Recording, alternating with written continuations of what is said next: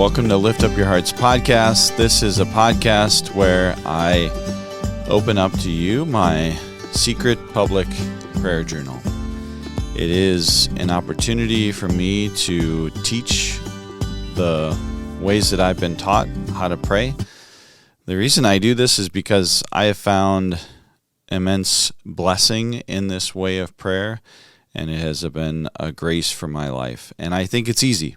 I think a lot of people can do this, and I think sometimes we can complicate prayer and make it difficult and abstract, and what do I do, and do I just go there and stare at Jesus? Or I know it's supposed to be a relationship, but how do I talk to him, and how do I get to know him?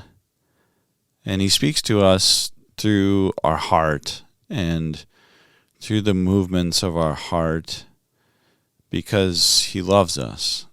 He is a loving Father who wants to give to us the blessings that we desire. And one way that we can pray is through an Ignatian-style prayer. It's one that I've found lots of blessings, and I think it's pretty simple as well. I think it's a way that a lot of people can use. It does take a little bit of stretching. You know, the spiritual exercises by St. Ignatius are called exercises for a reason, because there's a little work that goes into it. There's a little stretching. There's a little, using muscles we don't use very often. One of those is our imagination. And I really think the Lord can work through our imagination, and he certainly wants to speak to us personally. So today I'm going to meditate on the psalm for this Sunday. It's going to be Psalm 63. I'm picking it partially because I love it, but also because I think oftentimes the psalms get kind of forgotten about during Mass, and we focus on rightfully the gospel, but the psalms are really a book of prayer, and they're the prayer of the church. This is the prayers that priests and deacons and bishops say every single day, 5 times a day. And it's something that the laity should really partake of, and it can be a great blessing. It's been an immense blessing in my own life, and sometimes the Psalms really hit you, and sometimes they don't. Today's Psalm is one that I particularly love. It's probably the first Psalm that I memorized, and it's definitely the Psalm that I've said the most. It's one that I typically say in the presence of the Lord in adoration or praise and worship, or just kind of extemporaneously praying.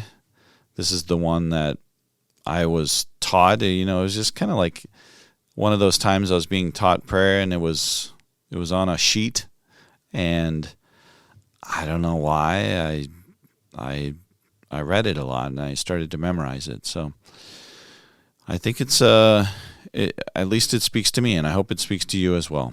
And we're going to go through it. But first, we do the same thing, even if we're meditating on the gospel. We take the moment of an Our Father to really contemplate how the Lord looks on us with love. And this has been very clear to me that this is a powerful thing, and something that we don't do enough. A number of conversations I've had this last week, people just have a hard time seeing God the Father as a loving Father. They see him as a judging, or not quite a unconditionally loving Father. I think a lot of troubles, or even just silliness from young men in some ways, can be taken away by reminding them that they're loved unconditionally, that there's nothing they can do that takes away God's love. Now, that doesn't mean it's good or there isn't going to be consequences, but also that they don't have to prove anything to anyone. You know, I don't have to prove my worth to anyone, to any other guys, any other women, no one, boss, because my Father in heaven loves me, and he really does. I know he does. Even if I've goofed up or messed up, even if I've grievously sinned, he still loves me, and this has really hit home true to me as a dad, that there's nothing my daughter can do that takes away my love for her. There's nothing. I mean, she could do the worst thing ever. There's nothing that takes away my love for her. Now, there's consequences, and I wouldn't particularly like those things, but I don't love her less. And so much more does the Father love us. So we take the moment of an Our Father before any prayer, and we contemplate the Lord gazing upon us, now really actually gazing upon us with love.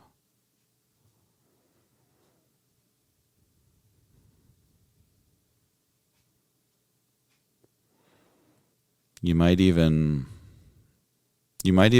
just extend this. You might even take just this contemplation as your prayer for a week, even.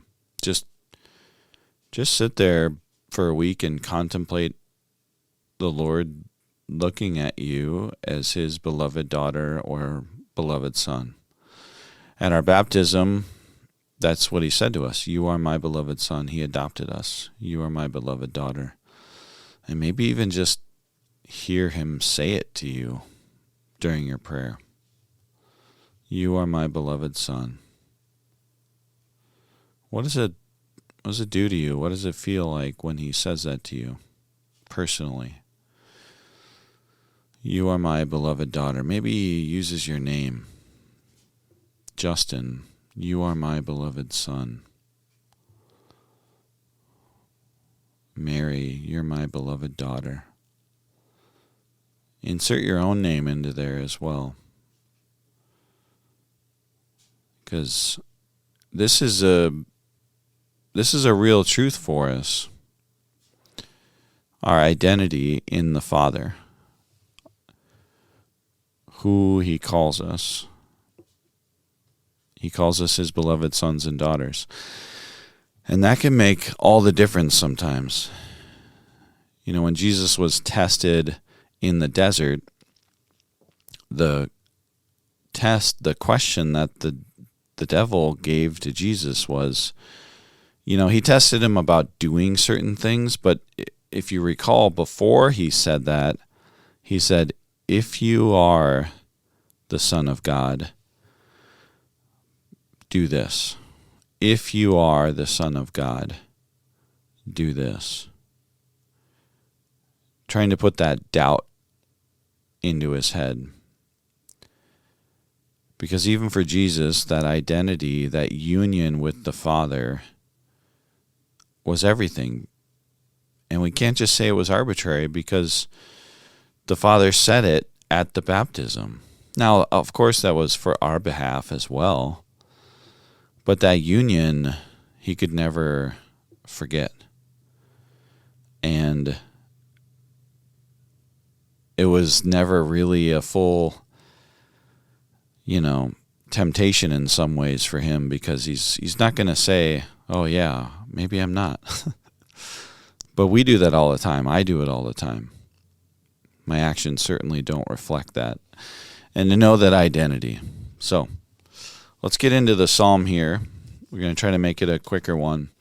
So, Father Gallagher and St. Ignatius say that when we're contemplating or meditating on something like the Psalms, or something that we're not going to actually put ourselves into it in a contemplative manner, where we're going to hear the Lord speak to us and try to envision him and see him, that we meditate on the truths of the passage.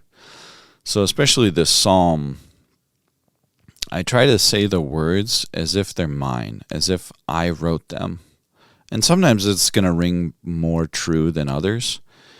But I encourage you to do that. And I'll read it through just one full time and just kind of let it wash over you. Now, when we read it on Sunday, we're only going to read through the first 8 verses. I'm going to read through the first 9. I'm going to skip the last 3. Allow the words to become part of your being. And maybe even today they're just not ringing true for you. That's okay. You can meditate on the truths of them and how they ring true. Is there some resonance there? And like Father Gallagher says, if you find something that sticks out to you in that moment, stay there. Don't go any further. Push pause, push stop, whatever. Stay there and reflect with the Lord on that. Talk to him about it. What's happening here? Lord, why did that stick out? What's going on here? Do I really thirst for you? Ask those questions to yourself and to Jesus as well. So we have Psalm 63, verses 1 through 9. O God, you are my God, for you I long. For you my body yearns, for you my soul thirsts. Like a land parched, lifeless, and without water. So I look to you in the sanctuary to see your power and glory. For your love is better than life. My lips offer you worship. I will bless you as long as I live. I will lift up my hands, calling on your name. My soul shall savor the rich banquet of praise. With joyous lips my mouth shall honor you. When I think of you upon my bed, through the night watches, I will recall that you indeed are my help. And in the shadow of your wings I shout for joy. My soul clings fast to you. Your right hand upholds me. The first one that sticks out to me is my soul thirsts like a land parched, lifeless, and without water. I just want to also mention that the Psalms can be one of those that maybe a different translation of the Bible. I think this is the New American Bible. Possibly even a different translation. Some of the particular words might stick out to you more than others, and that's perfectly fine too. This one isn't the one I memorized, so some of these words don't particularly strike me. But sometimes, just the use of a different word will strike us in a way. My soul thirsts like a land parched, lifeless, and without water. There's lots of descriptors there. And I ask myself, is that the state of my soul? Does it thirst for you like that?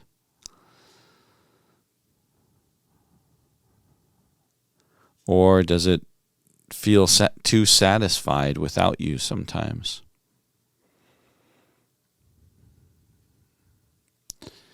And because it's thirsting, I gaze on you in the sanctuary. This is probably why I use this as one of my prayers, or the things that I memorize that I say when I come into the church to pray, is I say this psalm.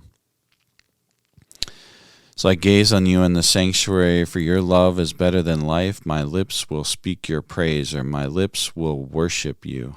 Or my lips will offer you worship. I will bless you as long as I live. I will lift up my hands, calling on your name. My soul shall savor the rich banquet of praise. With joyous lips my mouth shall honor you. This is also one of those psalms, I think, that can kind of get us into the right direction in praise and worship, or just in our own prayer, just to have these words fall off of our lips. This is what it does for me, at least, is these words falling off of my lips. It kind of lifts up my heart and lifts up my soul a little bit, that it orients me correctly, Yes, my soul, indeed, even if I don't feel it, I know my soul thirsts for you. So therefore I gaze on you in the sanctuary to see your strength and your glory, for your love is better than life. My lips will praise and worship you. I will bless you as long as I live. When I think of you on my bed in the watches of night, I will recall you are my help. And in the shadow of your wings I shout for joy. My soul clings fast to you. This is just a nice psalm to orient our lives to Him, to give Him our praise, and to just speak these truths, to hear them come out of my mouth, just orients me to the truths of my life. That you are my God. I do long for you. Even if I don't feel it, I know my soul thirsts for you. So I gaze on you in the sanctuary to see your strength and your power, for your love is better than life. My lips will speak your praise. On my bed I ponder you, for you are my help. You are my strength. You are my rock. My soul clings fast to you. I encourage you this week to just allow this psalm to wash over you, to become a truth for you. Maybe even listen to it in the morning. Maybe listen to this podcast multiple times this week. Hint, hint. Share it with your friends. Subscribe to this channel. And allow it to be true. I know the more I say it, the more this becomes true for me, and it's been a great blessing for me. And that's really all this podcast is to share the blessings that the Lord has given me in my own life, because He's so good and He loves me so much, and I know that He loves you too. The Lord desires for you to know how much He loves you.